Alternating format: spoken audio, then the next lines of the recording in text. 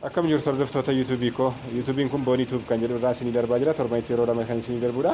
Guyyaa irraa kan isiniif qabadhee dhiyaadde namni tokko akkamittiin afaan Oromoo gara afaan Ingiliffaatti, afaan Ingiliffaa immoo afaan Oromootti translate akka inni godhu isinitti himuu fi akkasumas illee Google Translation irratti akkamittiin akka isin hirmaattani. Kanaaf jalqaba Chrome application silkii keessanii irra jiru ni bantu.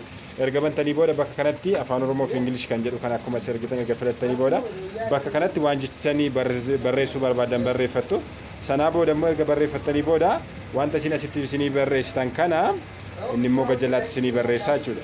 Fakkeenyaaf akkam jirta jettanii gaafa isin barreessitanii akkam jirta jettanii gaafa isin barreessan how are you jedhee gajjalaatti isinii baasaa jechuudha.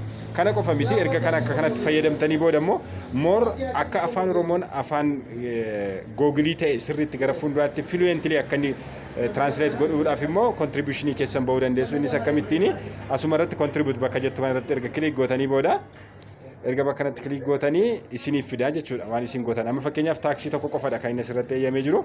Taaksiin kunis wordiin Ingiliffaa fi afaan Oromoodhaan barreeffamee jiru kun match wal godhaayi sirriidhaayi kan jedhu ilaaluudhaaf validate gochuudhaaf kan isin fayyadamtanii jechuudha. Kanaaf asirratti cuqaastu.